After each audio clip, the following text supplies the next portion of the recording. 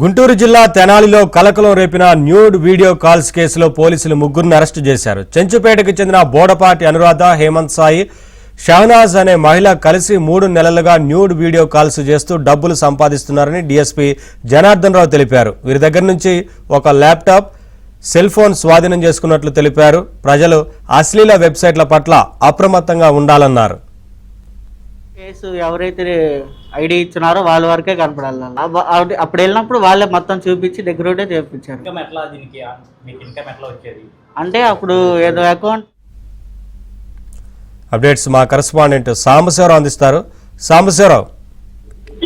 నవీన్, గుంటూరు జిల్లా తెనాలిలో nude video calls ద్వారా డబ్బులు సంపాదిస్తున్న ఒక ముఠానైతే తెనాలి పోలీసులు అరెస్ట్ చేయడం జరిగింది. ఒక యాప్ ను క్రియేట్ చేసి బాయ్స్ లను ఆకర్షించి న్యూడ్ వీడియో కాల్స్ చేసి వారి నుంచి కూడా డబ్బులు దండుకుంటున్న వైనం సోషల్ మీడియా వేదిక కూడా వెలుగులోకి వచ్చింది. గతంలో వీళ్ళు విజయవాడలో నివాసం ఉన్న సమయంలో అక్కడ ఒక మహిళ ద్వారా ఈ యాప్ గురించి తెలుసుకొని తెనాలి చెంచుపేటలో ఒక ఇల్లు అద్దెకు తీసుకొని అక్కడి నుంచి ఈ వ్యవహారం మొత్తం కూడా నడిపిస్తూ ఉన్నారు.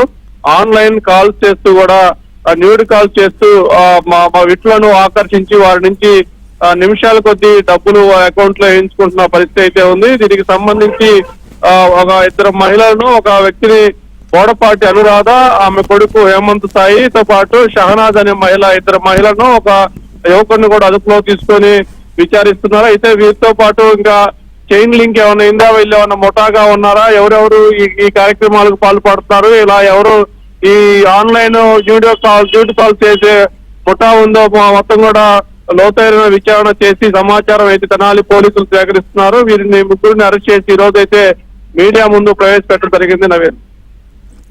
Right, thank you Sambasivarao.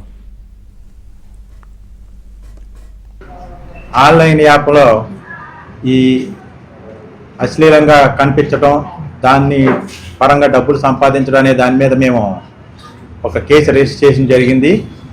ఈ కేసులో ఈ అనురాధ అనే అమ్మాయికి ఒక బాబు ఉంటాడు, భర్త వదిలేశాడు, 45 సంవత్సరాలు. పిల్లాడిని ఇంజనీరింగ్ చదివించుకుంటా పిల్లాడు మధ్యలో లవ్ మ్యారేజ్ చేసుకొని చదువు మానేశాడు. అప్పుడు పాలైంది. అప్పడాల కంపెనీలో పనిచేసేది. ఈ అమ్మాయికి స్నేహితురాలు విజయవాడలో ఉంది. అక్కడైతే కొంచెం డబ్బులు ఎక్కువ వచ్చే పని దొరుకుద్దని విజయవాడ ఈడ్పుగా వెళ్తుంది.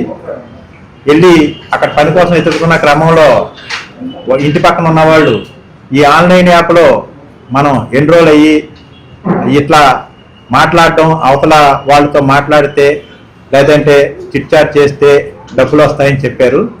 దాని మీద ఈ అబ్బాయి సహాయంతో అమ్మాయి ఆ యాప్లో ఎన్రోల్ అయింది. అంతేగాని దీనికి మనకు ప్రచారం జరుగుతున్నట్టుగా తెనాలి కానీ ఈ చుట్టుపక్కల కానీ ఈ యాప్ ఎవరు సొంతంగా డిజైన్ చేసింది కానీ కాదు. ఇది ఆన్లైన్ యాప్.